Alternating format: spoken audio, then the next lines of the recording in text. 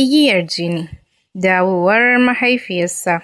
Shekaru suka wuce, masarautar da ta taɓa bautar da iyalai tana yi musu alamar kunya ta fara rugujewa saboda zaluncinta. Jita-jita suka fara yaɗuwa cikin fadar masarautar. Jita-jitar na tayar da ƙayar baya, jagorarta wata mace ce mai ƙarfi. Ƙarfin a idanuwanta da muryarta da ke sa sarakuna rawar jiki. Wannan matar ita ce Aisha, mahaifiyar Rafi. A duniya ba a sani ba, amma bata mutu a daren nan da kowa ya ɗauka ta mutu. Sojoji sun yi tunanin ta mutu, amma wata irin baƙar ƙarfi, wataƙila ragowar ruhin aljanun mijinta ne ya kiyaye ta da ransa. An bautar da ita, an karya ta, an tura ta zuwa ma'adinan gwamnati tsawon shekaru. A tsawon shekarun nan, tana shan wahala da sarƙoƙi a hannuwanta da ƙafafuwanta. Amma a waɗancan shekarun, ta saurara, ta koya, ta kuma ji. Wata dare, ta gano wani babban ɓoyayyen sirrin da masu mulkin suka ɓoye. Tushen ikon da suke amfani da shi, wani haramtaccen abin al'ajabi.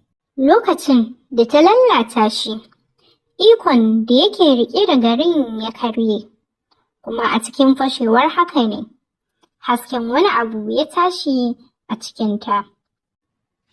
Jininta, wanda da na ɗan adam ne kaɗai, ya fara ƙonewa da ƙarfi.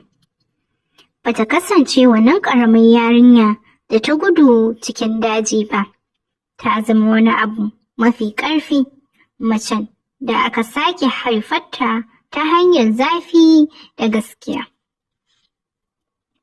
Da sabon ƙarfinta da dukiyar da ta samu daga ragargazan daular da ta faɗi, ta koma duniya a matsayin mace cikakkiya, 'yar 'yanci kuma mai arziki. Lokacin da ta shiga ƙauyensu na da, iska ya dake ta. Mutanen ƙauyen, wanda da su suke tausaya wa rayuwarta, yanzu suna rusunawa cikin girmamawa.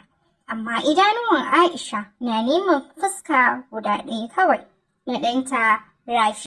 Yayin da ta tsaya a tsakiyar ƙauyen, ƙasa ta girgiza, sama ta ƙara duhu, sannan wata murya mai zurfi ta taso daga ƙarƙashin ƙasa, ta ce, Aisha, Ka'il ne, mijinta, rabi ɗan adam rabin aljanu wanda ta taɓa ƙauna a baya. Amma ba shi ne mutumin da ta sani ba, jikinsa ya lallace, saboda binne shi da aka yi shekarun da suka wuce. Ya farfaɗo ne saboda dawowarta. Soyayyar da ta taɓa haɗa su, yanzu kuma ta zama iyayya.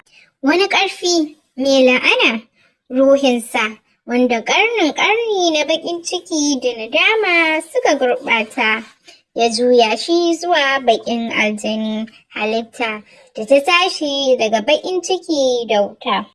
Sai jinina ne kaɗai zai iya kashe ni. Rafi ya ji hakan tun daga nesa a cikin dajin. Zuciyarsa ta ƙone.